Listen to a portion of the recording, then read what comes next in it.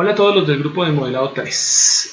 Bueno, este video plantea un ejercicio que se había desarrollado el día martes con sus compañeros del otro grupo, del grupo 2, en donde tomábamos un ejercicio que se había planteado en un video anterior, al cual ustedes tienen acceso. Yo les envié la dirección o el enlace como tal para que pudiesen ingresar, y lo que hicimos fue aplicar unas pequeñas variantes, ¿ok? Entonces, por favor, sería bueno que se remitiesen al antiguo video y pudiesen pues comparar, ¿no? En qué forma se diferencia este sistema. Este sistema que ustedes ven acá, pues bueno, tiene, a diferencia del otro, un amortiguador adicional, tiene un conjunto de piñones y tiene pues una inercia adicional, ¿vale? Entonces podemos observarlas en este punto.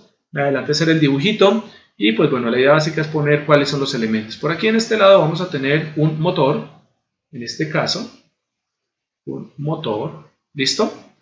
En este caso vamos a tener una inercia que la vamos a llamar J1, aquí tendremos una inercia que la llamamos J2 y esta será una inercia que la denominamos J3, ¿vale? Aquí tenemos un conjunto de piñones, lo vamos a poner aquí en color rojito, ¿listo? Esto hace relación a un conjunto de piñones. Vamos a colocar unos piñoncitos en este punto, de tal manera que J3 va a quedar conectado a J2, bueno, más que a J2, a un resorte torsional que se ubica al final de J2, ¿ok? Podemos observar unas líneas de color azul o unas barritas de color azul. Esto hace relación a que en estos puntos vamos a tener una barra rígida, ¿ok? Entonces aquí tendremos una barra rígida. Recordemos que la barra rígida lo que garantiza es que el movimiento de una de las inercias, ¿cierto?, sea exactamente igual a la otra. Para este caso tendremos el motor en donde no nos interesa la inercia, pero J1 empezará a moverse, ¿cierto?, al igual que el motor. Entonces tendrá la misma dirección, tendrá el mismo ángulo, tendrá la misma velocidad, porque prácticamente J1 y el motor conformarían una sola inercia, ¿ok? Y en este caso podemos observar aquí en la parte inferior, en J3 también tenemos una pequeña barra. Entonces tenemos conectado un piñón a través de una barra a J3 y esta barra pues es también rígida. Eso significa que si hacemos un análisis de lo que tenemos, pues J3 tendrá exactamente el mismo movimiento del piñón que vemos en color azul, ¿ok? Bueno, tenemos que definir el resto de variables. El resto de variables pues ya las conocemos. En este caso pues ya tenemos observamos como tal que tenemos dos resortes torsionales, por lo tanto le vamos a dar algún nombre. En este caso este lo vamos a llamar K1, este lo podemos llamar K2, ¿ok? Tenemos un solo amortiguador que se encuentra en J1 y J2, es la variante que hemos añadido del ejercicio que ya hemos visto, y pues bueno, este lo podemos llamar beta. ¿Listo? No necesitamos su índice porque no hay más amortiguadores, ¿vale?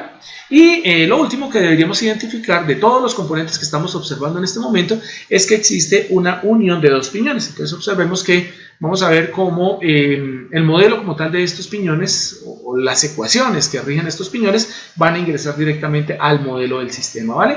¿En dónde se ubican? Pues bueno, lo vamos a pintar aquí en amarillo. Este conjunto que está aquí encerrado pues nos va a decir que tenemos una relación de piñones. En el caso del piñón superior, pues vamos a tener, ¿cierto?, un piñón que vamos a decir que es de radio 1. Y en el caso del piñón inferior, pues tendremos un piñón de radio R2. Vamos a ponerle esos nombres, ¿ok?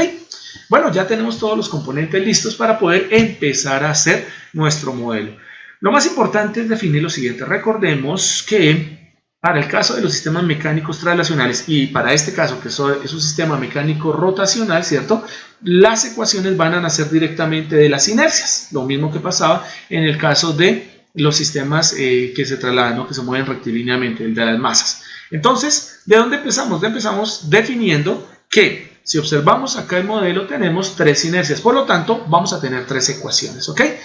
La ecuación del número 1, pues bueno, ¿qué necesitamos definir? J1, ¿cierto?, está conectado a un motor y el motor pues lo colocamos ahí porque nos va a generar un torque.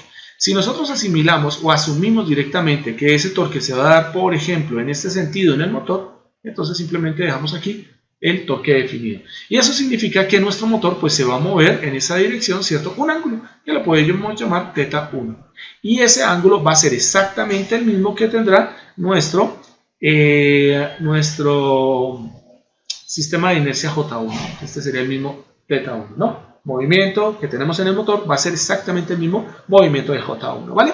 Para el caso de J2, pues vamos a definir el movimiento de J2 en el mismo sentido. Recuerden muy bien, El hecho de que J1 se empieza a mover desde un estado de equilibrio de todo el sistema, ¿cierto? Indica que en el momento en que el motor inyecte ese movimiento, empieza a girar, ¿cierto? J1 también lo hará, exactamente con el mismo ángulo, la misma velocidad, etcétera, porque está conectado por el eje rígido, ¿vale?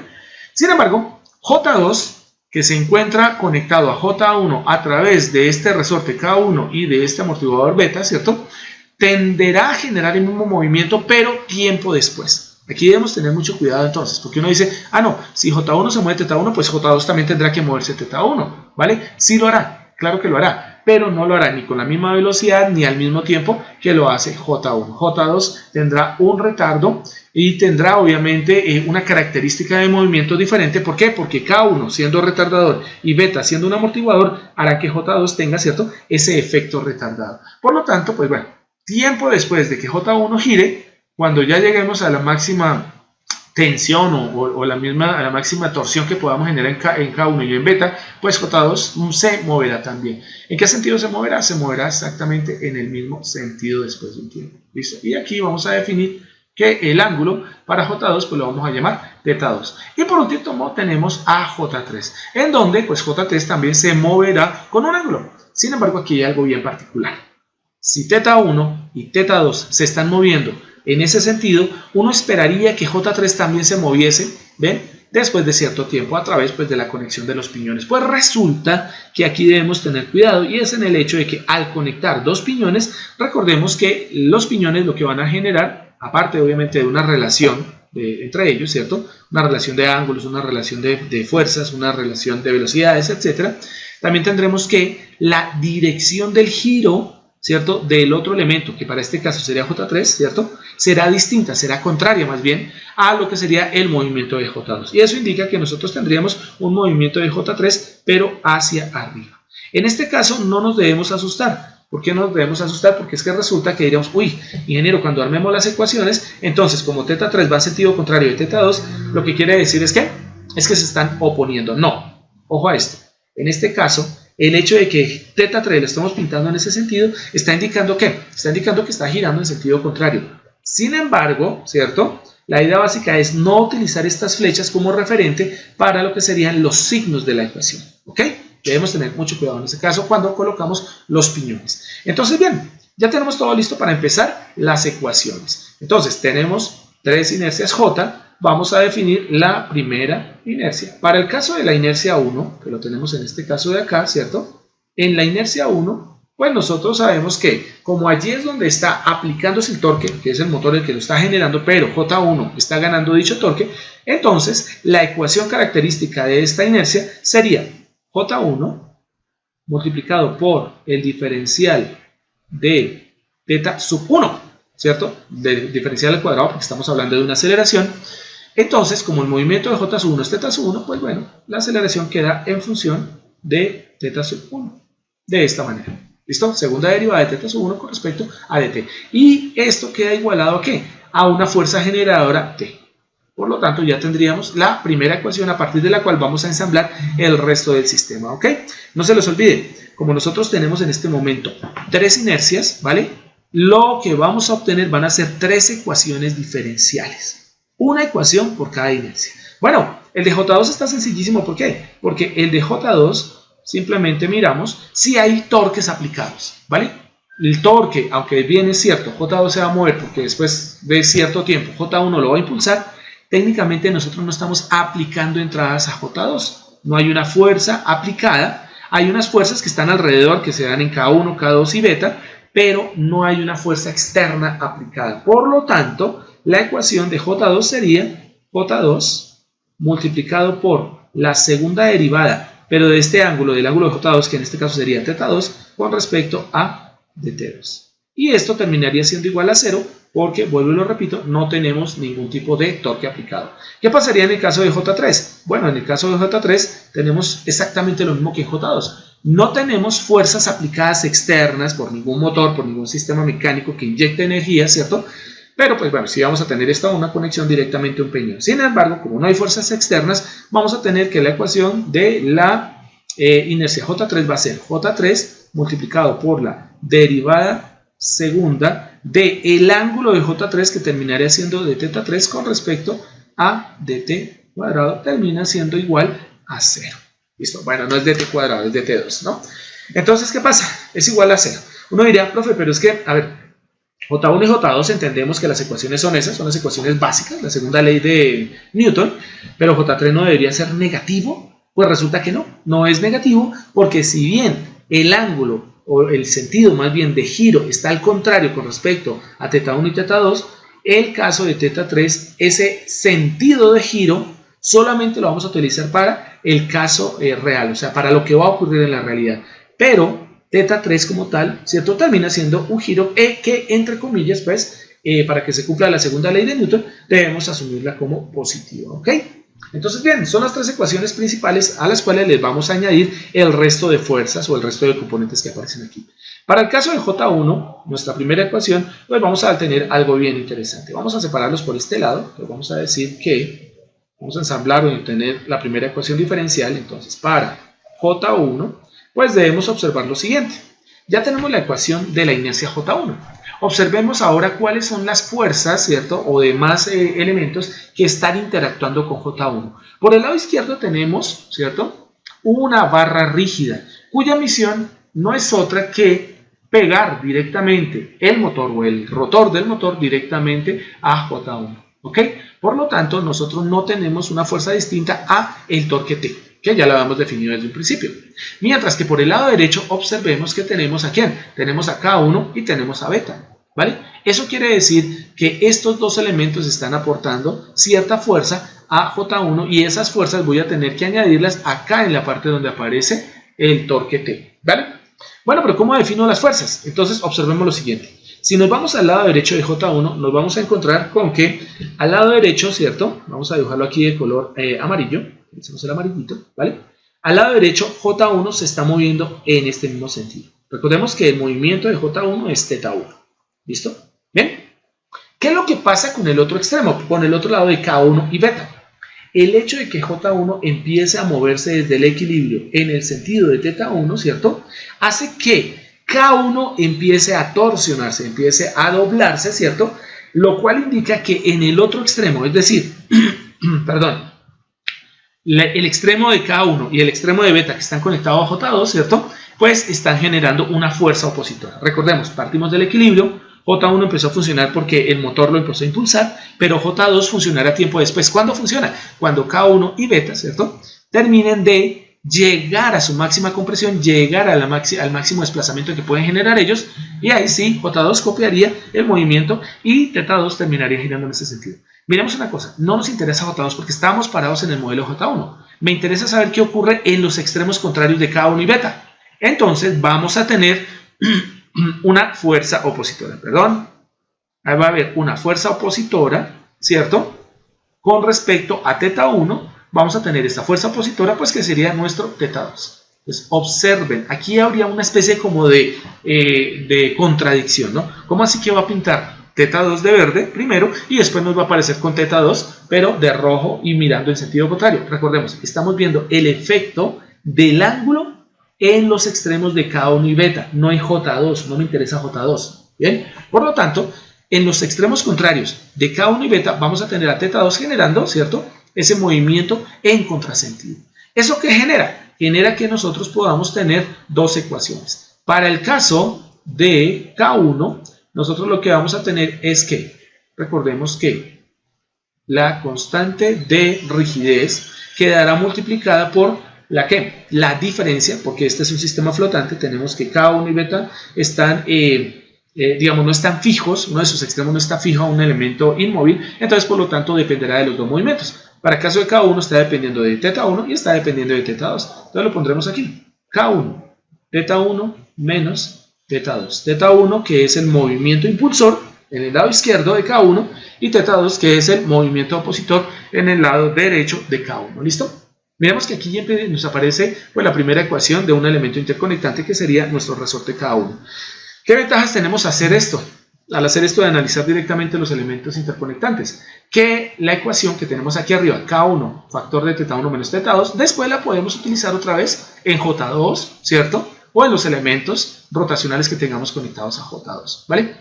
¿Qué le va a pasar acá con beta? Beta va a ser el mismo efecto que K. Por lo tanto, en beta vamos a obtener una ecuación, ¿cierto? En donde la ecuación pues va a ser ¿cuál? Beta factor de, y recordemos que aquí beta depende específicamente de las velocidades. Por lo tanto, vamos a tener, a ver, vamos a ver un poquito esto, que es un poquito feo. Vamos a tener aquí la ecuación beta factor de la derivada con respecto a teta 1 con respecto a dt menos la derivada de teta 2 con respecto a dt. Vamos a tener esta parte, ¿ok? Entonces observemos que ya tenemos lo que serían las componentes de fuerza de K1 y de beta, ¿listo? Definidas en función de lo que tenemos en J1, ¿no? Bien, como el movimiento que está siguiendo nuestro resorte, ¿cierto? Va a ser este K1, teta 1 menos teta 2, y en el caso del amortiguador va a ser beta de teta 1 de teta 2, observemos que el movimiento al lado izquierdo, que es el que nosotros estamos utilizando como referencia, porque el torque viene desde el lado izquierdo, ¿cierto? Viene en este sentido. El sentido de teta 1, pues lo asumimos positivo porque desde un principio del motor, ¿cierto? Hemos definido que teta 1 en ese sentido, que es el sentido impulsor, va a ser positivo. Por lo tanto, ya nuestra primera ecuación queda ensamblada. Ya tenemos los elementos interconectantes a J1. Entonces, ¿qué vamos a hacer? Vamos a tomar la ecuación J1, la derivada segunda de teta 1 de T2 igual a T, y vamos a sumar estas dos fuerzas que aparecen aquí. K1, teta 1 menos teta 2, y V, o beta, factor de teta 1 menos de teta 2. ¿Listo? Nos quedaría de la siguiente forma. Entonces, obtenemos directamente J1 por la derivada segunda de teta 1 con respecto a dt termina siendo igual a t, ¿cierto? Y aquí empezamos a mirar. Ah, bueno, ahí está sumando, ¿no? Pues por lo tanto quedaría más K1 factor de teta 1 menos teta 2. ¿Listo? Bien. Y pues beta también estaría aportando su granito de arena y sería... perdón, no es más, es menos, ¿no? Vamos a borrar aquí, es menos porque estas fuerzas de K1 y beta se están oponiendo directamente al motor y lo dijimos en teta 2 acá, en la dirección de las fuerzas. Entonces sería, a ver si nos puede borrar por acá, esto sería T menos, a ver si nos perdió el lápiz, T menos K1, teta 1 menos teta 2, porque K1 se está oponiendo al movimiento de giro del motor, ¿cierto? Y este también sería un menos, ¿no? Ponemos acá. Menos la fuerza opositora de nuestro amortiguador, que sería beta, factor de teta 1 con respecto a dt, menos de teta 2 con respecto a dt. ¿Listo? Y no tenemos absolutamente nada más que hacer, porque ya no tenemos más fuerzas. Bueno, ahora para definir a J2, pues tendríamos para J2, vamos a tener algo bien interesante. Y es que ya tenemos la ecuación principal, ¿no? Que nos dice que J2 por la derivada segunda de teta 2 con respecto a de T2 terminaba siendo igual a 0. Esa es nuestra ecuación base, ¿vale? Miremos cuáles elementos se ubican alrededor de J2. Entonces, alrededor de J2 tenemos ¿quién? Tenemos directamente K1 por el lado izquierdo, beta por el lado izquierdo, pero por el lado derecho tenemos a K2. Entonces nos hace falta definir, ¿cierto?, la ecuación de K2. Aquí la ecuación de K2 tiene algo bien interesante, y es que K2, y centrémonos ahí, ¿cierto?, en K2, nos damos cuenta que por el lado izquierdo de K2 tenemos a J2 conectado, pero por el lado derecho no tenemos, ¿cierto?, otra inercia. Lo que tenemos es un conjunto de piñones que viene después conectado, ¿qué?, a través de esta barra rígida a J3. O sea, K2 sí está conectado a J3, pero tenemos un elemento intermedio que serían los piñones. Y entonces nos diríamos, bueno, entonces ¿cómo asumimos, cierto? O vamos a tomar a teta 3 para que quede en K2 y nos quede la diferencia angular. K2, teta 2 menos teta 3. Ah, bueno, encontrando la relación de piñones. Y entonces aquí es donde vamos directamente a nuestro momento especial en donde observamos las ecuaciones de los piñones y recordamos lo siguiente. Recordamos que en un piñón, ¿cierto? O en un conjunto de piñones, ¿sí?, va a existir una relación de proporcionalidad, ¿vale? ¿Cuál es el ángulo con el que gira finalmente el piñón de arriba R1? Pues va a ser teta 2. Por lo tanto, vamos a tener la siguiente condición. R1 por teta 2, porque teta 2 es el que está conectando directamente a través de K2, ¿cierto? está conectando directamente al piñón con J2, que será nuestra inercia 2, ¿vale? Entonces, el radio multiplicado por θ2 termina siendo igual a el radio del otro piñón, que en este caso lo llamamos R2, multiplicado por el ángulo. Y el ángulo que nos va a aparecer, ¿quién es? Es θ3. De tal forma que lo que vamos a hacer es reemplazar θ2. ¿Por qué vamos a reemplazar θ2? Porque lo vamos a introducir en la ecuación de K2. Entonces, ¿qué obtenemos? θ2 terminaría siendo R1 pasa a dividir, entonces sería R2 sobre R1 por θ3. ¿Ven? Uno podría decir, profe, pero a mí me gustaría, no sé, de pronto podríamos haber despejado θ3. Sí, pero si despejamos θ3, el problema es que cuando nosotros pongamos la ecuación del resorte K2, ¿vale? Vamos a tener el inconveniente de que nos van a aparecer dos θ2. Y recordemos que en el resorte la idea es encontrar la diferencia de ángulos entre los extremos de un resorte, de un amortiguador que tenga características flotantes, o sea que sus extremos no estén ubicados o conectados a un elemento inmóvil. Entonces, miren lo que pasa. La relación de θ2 con respecto a θ3 en el piñón es que θ2, el movimiento θ2, que sería el movimiento del piñón de arriba, se refleja en el piñón de abajo θ3, ¿cierto? En el movimiento θ3 como una relación R2 sobre R1. Entonces, miren que ya tenemos, ¿cierto?, la fuerza que está directamente relacionada con θ3 en los dos piñones, ¿vale? Por lo tanto, ya nos va a quedar muy fácil obtener a K2. ¿Cómo obtenemos K2? Pues K2 terminará siendo, vamos a meterlo por acá arribita, sacarlo por este ladito y vamos a traerlo acá. ¿Listo? K2 terminaría siendo K2 factor de, en la parte izquierda, K2 se mueve con un movimiento θ2 y por el lado derecho, K2 se mueve con un movimiento que va a ser proporcional a la relación de piñones y a θ3, que ya lo tenemos aquí en la parte de arriba. Entonces tendríamos menos R2 sobre R1 por θ3. Y esa sería la relación de nuestro resorte torsional entre J2, piñón 1, piñón 2 y J3. ¿Ok? Por lo tanto, ya tenemos la fuerza en J2 a la izquierda, ya tenemos la fuerza en J2 a la derecha, pues eso es lo que tenemos que sumar en la segunda ecuación. Entonces tendremos acá que, en este caso, sumamos la fuerza y ojo, ¿por qué se suma? ¿Vale? Porque el resorte K1 y el amortiguador beta 1, cuando ya llegan a su máximo desplazamiento, a su máximo grado de compresión, ¿listo? Se moverán θ2, que sería el de color verde.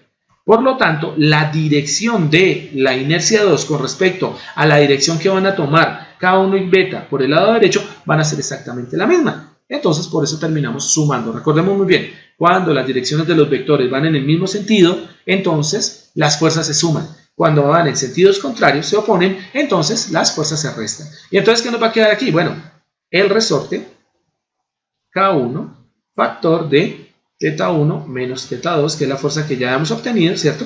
Y la del amortiguador pues va a ser igual, más beta factor de la derivada de θ1 con respecto a dt, ¿cierto? Menos la derivada de θ2 con respecto a dt, ¿vale?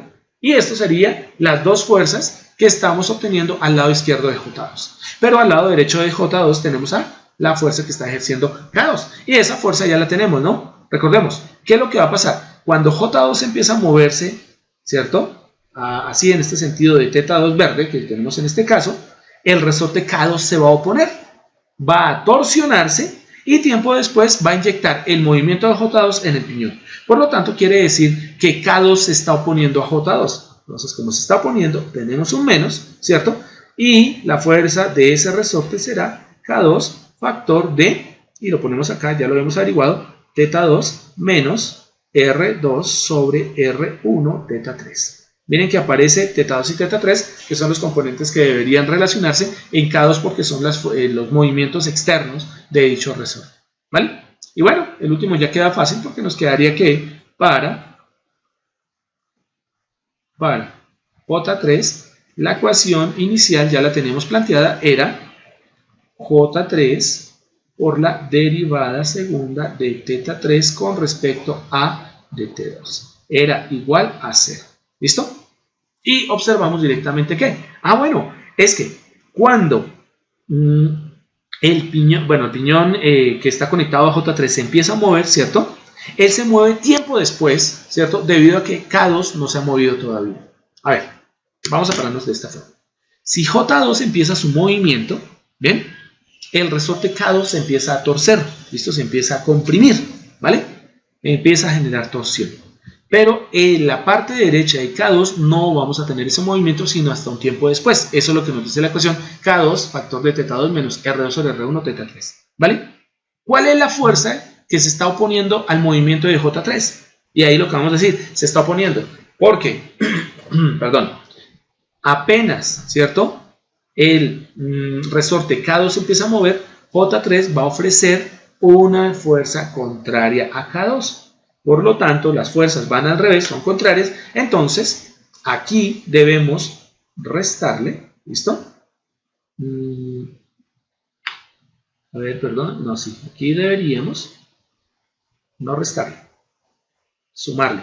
Porque cuando K2 empieza a moverse, el movimiento de K2 va a ser proporcional al movimiento de J3. O sea, van a moverse, ¿cierto? Aunque van en sentidos contrarios, van a empezar a moverse. No es sino que K2 por el lado derecho se empieza a mover para que J3 también se mueva. Y por lo tanto, tiene que sumarse. ¿Bien? Entonces esto sería más K2 factor de θ2 menos R2 sobre R1 por θ3. ¿Listo?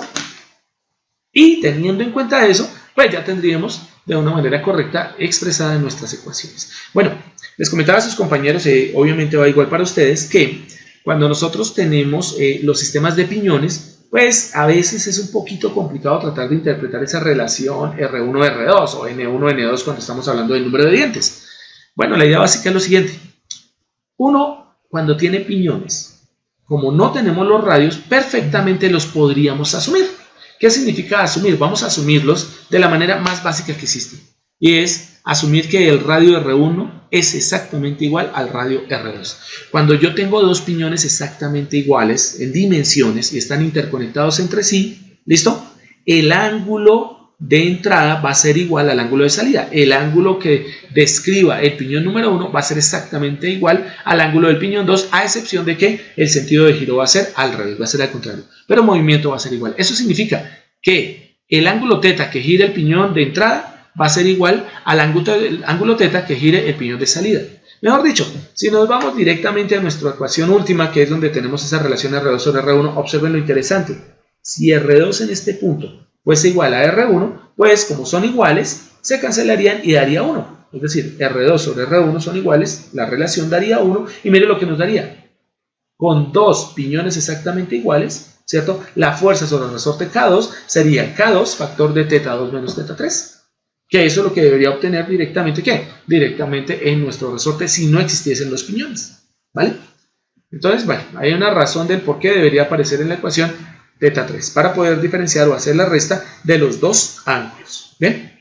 Listo, chicos. Bueno, aquí hay algo bien importante y es que este 0 desaparece y este 0 también desaparece, pues para no tenerlos en cuenta, obviamente. Y estas serían las ecuaciones base.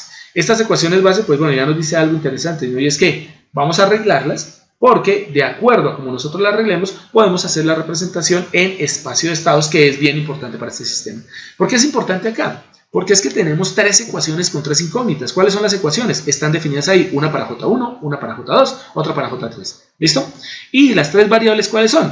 θ1, θ2 y θ3. Quiere decir que tenemos un sistema de 3×3. Por lo tanto, es un sistema que tiene tres salidas y bueno, contemos el número de entradas, solo tiene una entrada. Por lo tanto, a tres salidas, una entrada, el sistema como tal es de única entrada, ¿cierto? Múltiple salida.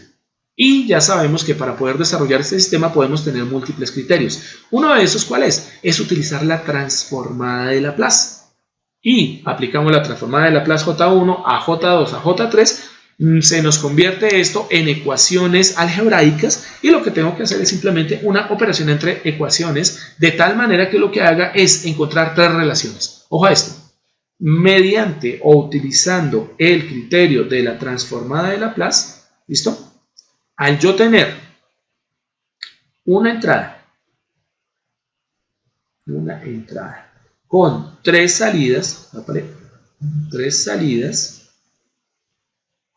yo podría ordenar u organizar estas ecuaciones ya en forma algebraica, ¿cierto? Ya pasados a la transformada de Laplace de tres maneras, ¿cierto? que las tres salidas se relacionen con la entrada. Y eso significa que voy a tener automáticamente tres funciones de transferencia. ¿Cuáles serían las tres funciones de transferencia? La primera podría ser θ1 de S, ¿cierto? ¿Con respecto a quién? Con respecto a el torque aplicado de la entrada T sub S. La otra, ¿cuál podría ser? θ sub 2 de S con respecto a T de S. Ahí relacionaremos el ángulo 2 o el ángulo de la inercia 2 con respecto al torque aplicado. Y la otra función que tendríamos sería θ sub 3 de S, ¿cierto? Con respecto a el torque aplicado de entrada T de S. Bien, cuando nosotros hagamos esto, lo que nos vamos a encontrar es algo bien interesante. Y es lo siguiente, que como vamos a tener que mezclar, vamos a tener que de alguna manera reordenar las ecuaciones para poder encontrar esas relaciones θ1, θ2 o θ3 sobre T, entonces el sistema final y de por sí el denominador de esas tres funciones de transferencia será el mismo para las tres. Bien, y como el primer elemento o la primera ecuación más bien en J1 nos aporta una derivada de orden 2, la segunda ecuación para J2 nos aporta otra derivada de orden 2 y para J3 nos aporta otra derivada en orden 2, ¿cierto? Cada aporte nos va a dar un cuadrático, S al cuadrado, ¿listo? Por lo tanto, los denominadores, que son las funciones características de nuestro sistema, incluirán todas las variables K1, beta, K2, R1, R2, etcétera, ¿vale? En una ecuación algebraica de grado 6. Vamos a tener un S a la 6 en nuestro denominador. Por lo tanto, va a llegar a ser un poco engorroso y bueno, técnicamente vamos a tener que hacer muchas operaciones para poder encontrar una solución. ¿Y el método más rápido para poder encontrar una solución cuál es? Ah, pues fácil. Tomemos este sistema y representémoslo en un sistema que permita, ¿cierto?, de alguna manera ordenar esas tres salidas con esa única entrada y sabemos que es el espacio de estados, ¿ok? Entonces, bueno, ya teniendo en cuenta eso, vamos a ver si podemos aquí copiar esta parte. No sé si lo podemos hacer. Creo que sí se puede hacer. Vamos a llevar esta parte de acá. Listo. La vamos a copiar. Control C. Y nos la vamos a llevar a otra página. Vamos a la otra página. Le damos Control V. ¡Oh, qué maravilla! Aquí sí podemos hacer eso. ¿Ok? Entonces, aquí tenemos nuestras ecuaciones iniciales. Las que teníamos planteadas al otro lado, ¿no? Bien. ¿Cómo podemos representar en ecuaciones de estado? Recuerden que la forma de poder representar en ecuaciones de estado este sistema, vamos a borrar esta cosa de aquí que no la necesitamos, ¿cierto? La forma de representar en ecuaciones en ecuaciones de estado, en espacio de estado de este sistema, es despejando las derivadas de mayor orden en todas las ecuaciones. Si hacemos eso, entonces vamos a obtener las siguientes ecuaciones. La primera ecuación, vamos a ponerla como número 1, sería, ojo a esto, me pongo en azulito, ¿bien? La derivada segunda de θ1 con respecto a dt2 terminaría siendo igual a 1 sobre j1, porque tenemos que despejar ese j1 que tenemos al principio, ¿cierto? Por t menos k1 sobre j1, todo esto factor de θ1 menos θ2, ¿listo? Menos beta sobre j1 factor de θ1 con respecto a dt menos de θ2 con respecto a dt. Recuerden que estas derivadas las podríamos también haber puesto en forma de puntico, un puntico en la parte de arriba, ¿no? De tal manera que hubiésemos utilizado pues el criterio de la nomenclatura o la forma en que se expresa las ecuaciones de forma de Newton, ¿no? Bien, para el segundo caso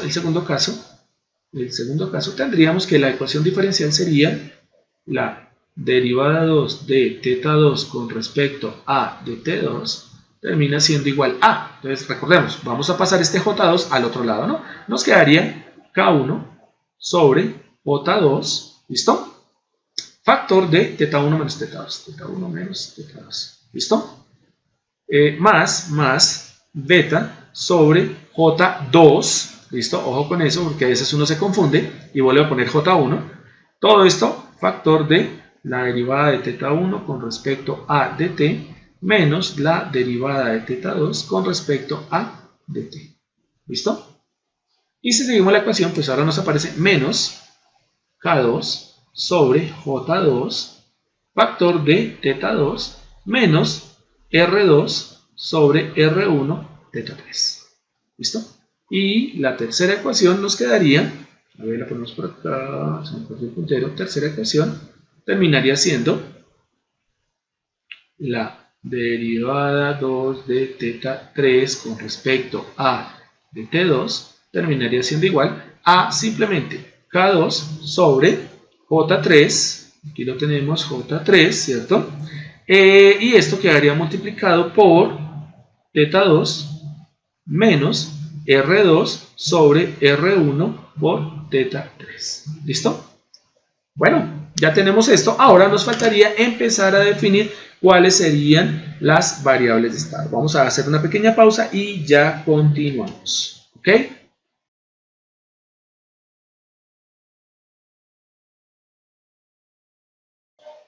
Bueno chicos, continuamos con el ejercicio. Hemos quedado en esta parte, en la definición de nuestras ecuaciones, ¿no? Habíamos despejado las derivadas de mayor orden de las tres ecuaciones. Y pues nada, vamos a tomar esto y vamos a empezar a definir nuestras variables de estado, ¿ok? La idea básica es, vamos a tomar acá, es poder definir unas variables de estado en donde pues ellas puedan ser representadas o puedan ser reemplazadas directamente en unas ecuaciones. Bueno, recordemos cuáles eran esas ecuaciones antes de empezar, ¿no? Recordemos que la idea es llevar directamente ese sistema a una representación de la siguiente forma, ¿no?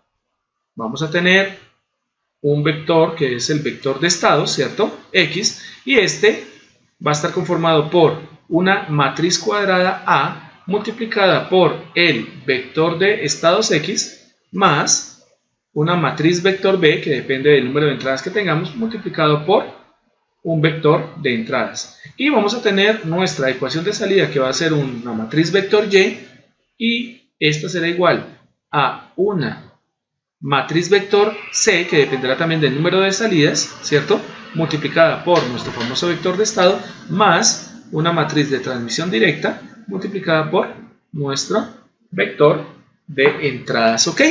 Entonces, bien, siempre utilizamos la X, digamos, cuando nos vamos a ciertos autores, como por ejemplo Gata, pero a veces podemos llegar a confundirnos si, por ejemplo, las ecuaciones originales, las ecuaciones diferenciales, hubiesen estado en X, en donde X representa un movimiento de traslación horizontal. Entonces, para ese caso, ¿cierto?, lo que debemos es utilizar otro tipo de representación, otro tipo de valores, otro tipo de variables. Para nuestro caso vamos a utilizar la variable Z, ¿ok? Entonces, bien, vamos a tomar esto y lo vamos a pegar en una siguiente página. Bien. Y lo llevamos a una siguiente página en donde vamos a colocar directamente esta representación, ¿vale? Lo que acabamos de encontrar directamente como las funciones, las ecuaciones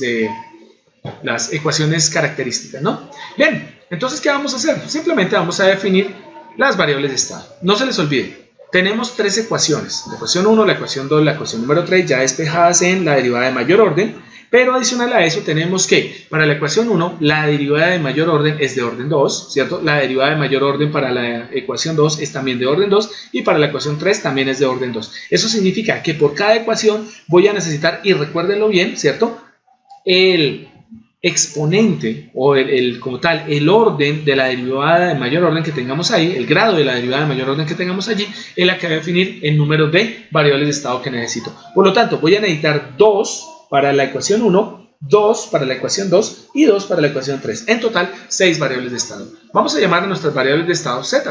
Entonces, si tomamos, podemos decir, vamos a tomar nuestra primera variable de estado, la vamos a llamar z1, la segunda variable de estado z2, la tercera variable de estado z3, la cuarta variable de estado z4, la quinta z5 y la sexta variable de estado z6. ¿Listo? Nosotros podemos hacer diferentes formas de organizar, o podemos organizar de diferentes formas, ¿cierto?, nuestras variables. Lo ideal de esto, ¿qué es? Las tres variables, o vamos a escoger tres variables de las que tenemos aquí, ¿cierto? Y con ellas vamos a representar nuestras salidas. Para mi caso no las voy a poner en orden, sino las voy a poner de esta manera. Voy a suponer que la variable de estado Z1 corresponde a la primera salida, que sería θ1. La variable de estado Z3 correspondería a θ2. Y para mi caso, Z5 correspondería a θ3. Esas serían las tres salidas, ¿listo?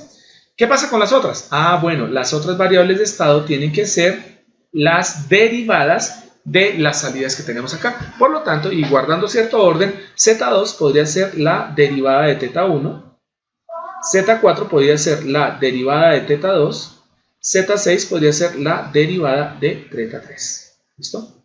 A ver, esto me quedó horrible. ¿Listo? La derivada de teta 3. ¿Vale? Enseguida vamos a poner ahora lo que serían las derivadas de las funciones o de las ecuaciones que acabo de plantear, desde Z1 hasta Z6. Entonces vamos a poner Z1 punto, vamos a poner Z2 punto, vamos a poner a Z3, pero ahora punto, vamos a sacar la derivada de Z4, vamos a sacar la derivada de Z5 y vamos a sacar la derivada de Z6. Y con estas 6 derivadas voy a formar lo que sería la ecuación de estado. ¿Listo? Aquí es bastante sencillo porque lo que debemos hacer es lo siguiente. Z1 punto corresponde, y vamos hacia atrás, miremos la ecuación que se encuentra en la parte de atrás, Z1 punto correspondería ¿a quién? A la derivada de Z1, por lo tanto, si Z1 es teta 1, entonces Z1 punto sería teta 1 punto. Pero ¿qué pasa? No voy a escribir teta 1 punto, porque es que resulta que si nos vamos a la segunda ecuación, observen que teta 1 punto ya estaría. Entonces, si Z1 punto sería teta 1 punto, pues resulta que es que teta 1 punto también es Z2. Según lo que dice la segunda fila, ¿no? La segunda ecuación. ¿Ven? ¿Quién sería Z3? Vamos a saltarnos a Z3 porque Z3 es teta 2. Por lo tanto, Z3 punto terminaría siendo teta 2 punto. Pero si observamos la siguiente línea, teta 2 punto es Z4. ¿Listo? Y para el caso de Z5, siendo Z5 teta 3, entonces Z5 punto sería 3, teta 3 punto, y teta 3 punto es el mismo Z6. Esto es para que las derivadas de las variables de estado Z me queden en función de las variables de estado originales Z. ¿Vale? Ahora miremos qué pasa con Z2. Z2 punto, si nos vamos a la ecuación que está atrás, nos damos cuenta que derivar a Z2 es como si derivásemos por segunda vez a teta 1. Por lo tanto, Z2 punto termina siendo teta 1 en segunda derivada. Y si nos vamos a buscar en las ecuaciones en azul, nos damos cuenta que la segunda derivada de teta 1 pues termina siendo la ecuación número 1. Esta que está aquí arriba. Mírenla acá. Esta que está acá es lo mismo que teta 1 punto. Y eso es lo que necesitamos saber. Entonces, mire, la ecuación Z2 punto se va a poder reemplazar por todos los términos que tenemos acá, pero recordando que hemos cambiado los nombres de los ángulos y los nombres de lo que serían las velocidades angulares de teta. ¿Listo? Por lo tanto, voy a hacer un pequeño reemplazo aquí para ayudarme. Entonces, observemos que tengo 1 en la primera ecuación, 1 sobre J1t, no, eso no lo cambiamos para nada, menos K1 sobre J1 teta 1. Pero si nos vamos aquí a las variables de estado, teta 1 la hemos definido como Z1. ¿Bien? Menos teta 2, pero teta 2 la hemos definido en la variable de estado como Z3. ¿Listo? Seguimos. Menos beta sobre J1, factor de teta 1. ¿Quién es de teta 1? De teta 1, que es la primera derivada de teta, nos vamos hacia atrás y nos damos cuenta que es el mismo Z2. ¿Listo? Menos la derivada de teta 2. La derivada de teta 2 termina siendo teta 2 punto, por lo tanto lo reemplazamos por su variable de estado y su variable de estado es Z4. ¿Listo?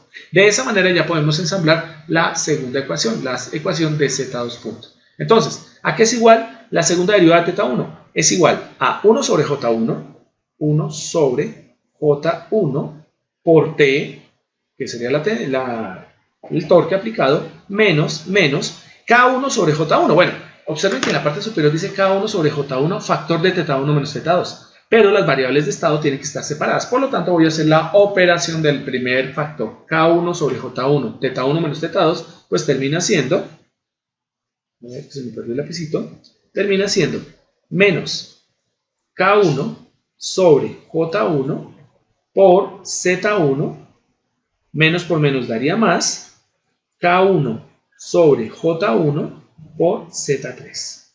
¿Listo? Y lo mismo vamos a hacer directamente con ¿quién? Vamos a hacer con BJ1. ¿Listo? B sobre J1. Entonces, quedaría en esta parte. Menos B sobre J1 multiplicado por Z2. Menos por menos daría más. Más B sobre J1. ¿cierto? Multiplicado por Z4. Y ahí terminaremos la ecuación de Z2. ¿Quién es Z4 punto? Z4 punto es lo mismo que sacar la segunda derivada, obtener la segunda derivada de θ2. Pues esto sería la segunda derivada de θ2 y resulta que la segunda derivada de θ2 termina siendo ¿quién? Esta que tenemos acá. Esta es θ2 punto y por lo tanto quiere decir que vamos a utilizar la segunda ecuación. ¿Listo? En la segunda ecuación vamos a hacer el mismo reemplazo. Entonces, θ1 era Z1, θ2 es Z3, de θ1 es Z2, de θ2 es Z4, ¿cierto? Y aquí aparece θ2, que es Z3, ¿listo? Y nos aparece θ3, en donde θ3 es Z5. ¿Listo? Si seguimos en ese orden, nos vamos a dar cuenta de lo siguiente, ¿no? ¿Qué variables de estado están ahí presentes en la segunda ecuación? En la segunda ecuación están presentes Z1, está Z2 y observen que aparece dos veces Z3. Eso significa que como aparece dos veces Z3, entonces debo hacer una operación de factor común para poder obtener directamente un solo factor Z3. Entonces esos dos Z3 voy a tener que hacer factor común monomio, ¿cierto? O factor común de término, ¿listo? Y me va a quedar una suma o una resta, no sabemos todavía que nos dé, de los elementos que intervienen directamente en ese sistema. En ese caso sería K1 y K2, ¿no? Que son los que están conectados allí. Bien, entonces bien, empecemos a ordenarla, ¿vale? Tenemos entonces K1 sobre J2 por Z1, ¿no? Tendremos acá que eso sería K1 sobre J2 por Z1, ¿listo? Menos K1 sobre J1 por Z3. ¿Listo? Si continuamos tendríamos más beta o B sobre J2 multiplicado por Z2, ¿cierto? Más por menos daría menos B sobre J2, ¿listo? Multiplicado por Z4, se alcanza a aparecer en la ecuación que acabamos de hallar ahorita, ¿listo? Menos K2 sobre J2, ¿cierto? Por Z3, este es el Z3 que vamos a tener que formar en uno solo, menos por menos daría más K2 R2 sobre J2 R1, ¿listo? Y esto quedaría multiplicando por Z5, ¿listo? Y por último, para nuestra ecuación en Z6 punto es lo mismo que tener θ3 punto y θ3 punto corresponde a la ecuación número 3, ¿ok? Entonces vamos a tomar la ecuación número 3, vamos a reemplazar los términos, θ2 punto es Z3 y θ3 es Z5, ¿listo? Por lo tanto, vamos a reemplazar acá y vamos a obtener que θ3 punto termina siendo K2, ¿cierto? Sobre J3 por Z3 menos K2 por R2 sobre J3 R1 y esto quedaría multiplicado por Z5. ¿Listo? Y ya tenemos listo todo para empezar a ensamblar nuestras ecuaciones en el espacio de estados. Vamos a seleccionar y nos llevamos esto para una siguiente página. Ok. Vamos a copiarlo.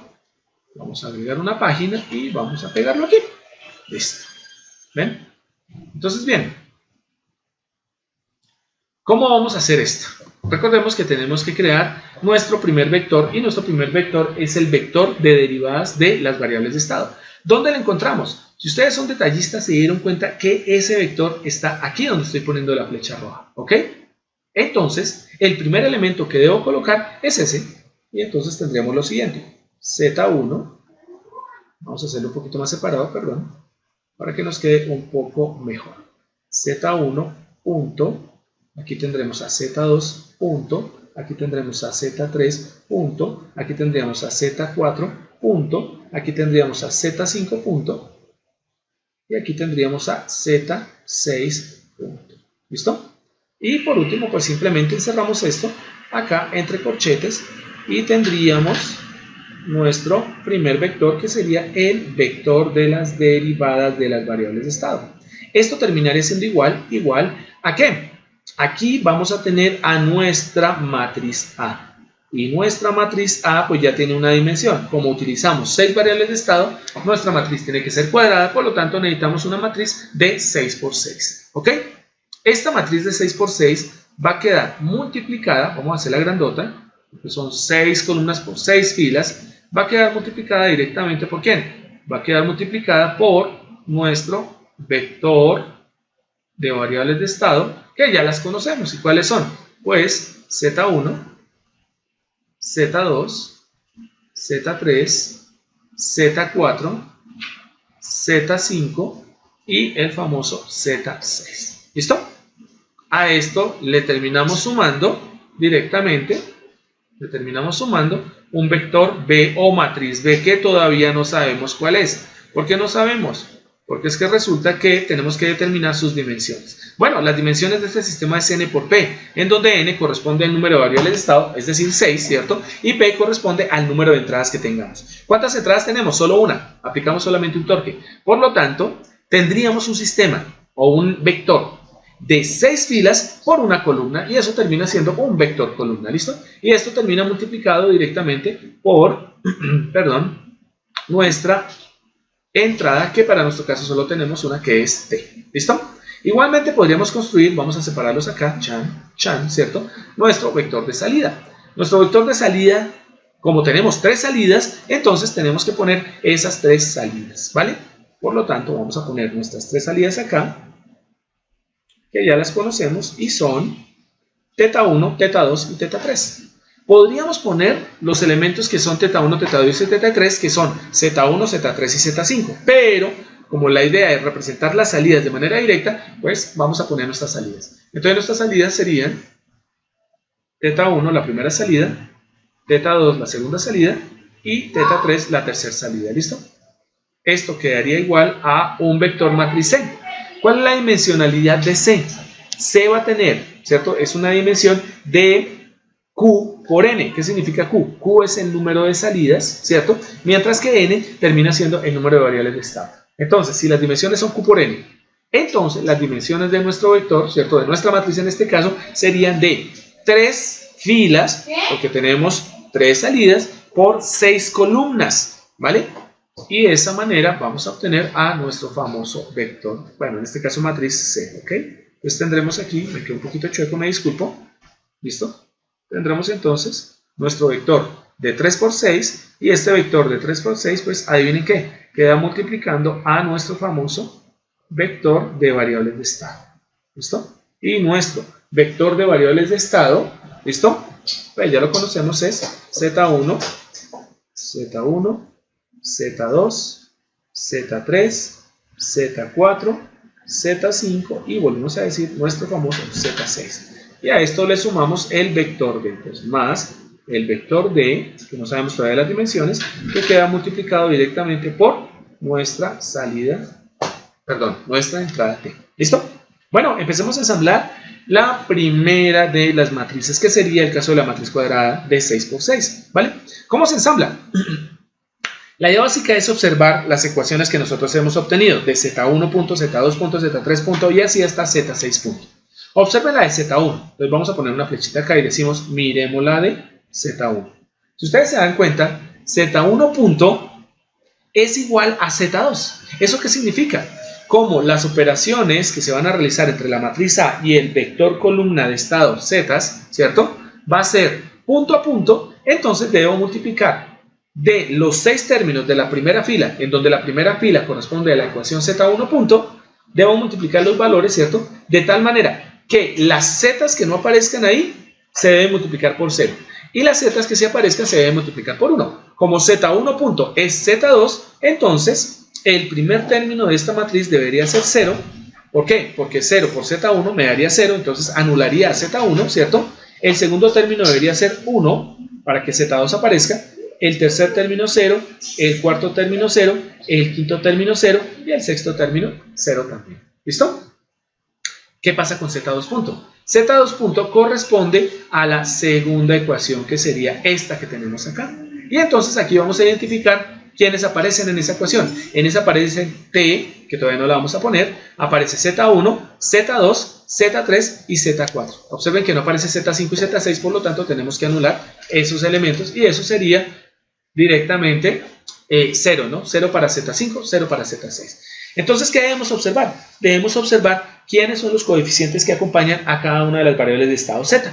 Observemos la primera. La primera está acá. Si les dan cuenta, esta es la de Z1. Z1 está acompañada por ese término K1 sobre J1 negativo. Entonces, ese será nuestro primer término. ¿Vale? Pues vamos a poner nuestro primer término, que sería menos, para la segunda ecuación, K1 sobre J1, que es el que acompaña a Z1. El segundo término es el que acompaña a Z2. Y observamos que el término que acompaña a Z2 es este que está acá. Menos B sobre J1. Y ese será el segundo término de la segunda fila. Entonces tendríamos menos B sobre J1. ¿Z3 está? Sí, señores, Z3 está. Y Z3 está acompañado por K1 sobre J1 positivo. Entonces el tercer término sería K1 sobre J1 positivo. ¿Hay Z4? Sí hay Z4. Y Z4 está acompañado por el término B sobre J1 positivo. Por lo tanto, vamos a poner ese término en la cuarta posición. Y tendríamos aquí B sobre J1 positivo. Y como dijimos ahorita, no aparece Z5, no aparece Z6. ¿Listo?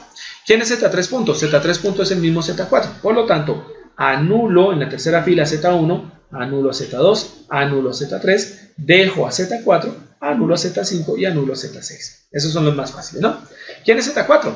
Ah, bueno, Z4 es esta ecuación, la cuarta ecuación que correspondería a la cuarta fila de la matriz A. ¿Listo? Y observamos qué términos tenemos. Tenemos a Z1, tenemos a Z2, tenemos a Z3, Z4 y Z5. Por lo tanto, Z6 que no aparece lo vamos a anular. ¿Quién acompaña a Z1? A Z1 lo acompaña el término K1 sobre J2. Por lo tanto, vemos que es positivo y lo vamos a poner en primer término. Y por lo tanto, tendremos acá A, primer término, K1 sobre J2. ¿Listo? ¿Quién es el segundo término? El que acompaña a Z2. Y el que acompaña a Z2 es este término que está acá, que es beta sobre J2 positivo. Por lo tanto, lo vamos a poner acá. Beta sobre J2 positivo. ¿Quién es el término en Z3? Y aquí es donde vemos que el término en Z3 aparece repetido en dos puntos, ¿no? Aquí donde dice menos K1J1 y aquí donde dice menos K2 sobre J2. Por lo tanto, aplicando factor común en Z3, vamos a obtener lo siguiente, que el término que debería aparecer aquí debería ser menos K1 más K2, K1 más K2, no sé muy bien, K1 más K2, ¿cierto? Sobre J2, ¿listo? Y ese sería el término que acompañaría directamente a Z3, ¿vale? ¿Quién acompaña a Z4? A Z4 lo acompaña solo este término y es menos B sobre J2. Entonces vamos a poner en el cuarto término menos B sobre J2. Z5 está acompañado por K2R2, K2 por R2 sobre J2 por R1 y el término Z6 ya hemos dicho que se anula. ¿Listo? Z5 punto corresponde directamente a Z6. Z5 punto es Z6. Por lo tanto, anulo el resto de términos. Entonces, anulo en Z1, Z2, Z3, Z4, ¿cierto? Z5 y Z6 se aparece. ¿Listo? Y la última ecuación pues corresponde directamente a este término, ¿vale? Y esta ecuación observemos que solo tiene a Z3 y a Z5. Por lo tanto, Z1 se anula, Z2 se anula, Z3 está acompañado por el término K2 sobre J3, ¿listo? Z4 no está, por lo tanto se anula, Z5 aparece acompañado por un término negativo que es menos K2 por R2 sobre J3 por R1. Y Z6 no aparece, por lo tanto se anula. ¿Listo? Y ya tenemos nuestra matriz A. La matriz B es fácil porque simplemente hacemos lo siguiente. ¿En qué ecuación aparece T? Si nos vamos a mirar las ecuaciones, en la parte superior, T aparece en la segunda ecuación, en Z2 punto. Eso quiere decir que el coeficiente que acompaña a T va a ser el elemento que debemos poner en esta matriz. Por lo tanto, T no aparece en Z1, por lo tanto, 0. T aparece en Z2 y el término que lo acompaña es 1 sobre J. Entonces, 1 sobre J1 en la tercera ecuación no aparece, cuarta ecuación no aparece, quinta ecuación no aparece, sexta ecuación no aparece. Y terminamos nuestro vector B. ¿Listo? Para obtener entonces nuestra ecuación de salida, pues simplemente miramos a qué variable de estado corresponde cada una de las salidas, θ1, θ2 y θ3. Observen que θ1 es Z1, aquí lo dice. En este punto vemos que θ1 es Z1. Por lo tanto, ¿qué números deberían aparecer acá? Entonces, Z1 aparece, ¿cierto? Z2 no, Z3 no, Z4 no, Z5 no, Z6 no. ¿Listo? θ2 es el mismo Z3, por lo tanto, no aparece en Z1, no aparece en Z2, sí aparece en Z3, no aparece en Z4, Z5 y Z6. Y θ3, vemos ahí que es Z6, por lo tanto, no aparece en Z1, Z2 no, Z3 no, Z4 no, Z5 no y Z6 sí aparece. Y tenemos ya nuestra matriz C. Y ahora observemos si en θ1, θ2 y θ3 aparece T. Si nos vamos a mirar, no aparece aquí. ¿Listo? Mírenlo. θ1 está aquí la ecuación, no aparece aquí T. θ2 está aquí, no aparece T. θ3 está aquí, no aparece T. Por lo tanto, esta matriz es 0. La matriz D es 0. Y eso quiere decir que esta matriz se anula. Y tenemos la representación en espacio de estados. Espero que hayan aprendido, vean muy bien el video porque el ejercicio que va a aparecer el día de mañana es muy similar a este que ustedes tienen acá. ¿Ok? Les recomiendo a ustedes que simplemente realicen la siguiente tarea. Bien, es que ustedes tomen sus ecuaciones originales, que serían estas que están acá, vamos a encerrarlas, ¿cierto? Estas son las ecuaciones originales, ¿listo? Y traten de encontrar, por ejemplo, la función de transferencia θ2 de S con respecto a la entrada T de S. ¿Listo? Si ustedes la encuentran y la hacen rápidamente, se van a facilitar la vida para poder terminar con los ejercicios del día de mañana. Nos vemos el día de mañana. Muchas gracias a todos por su atención.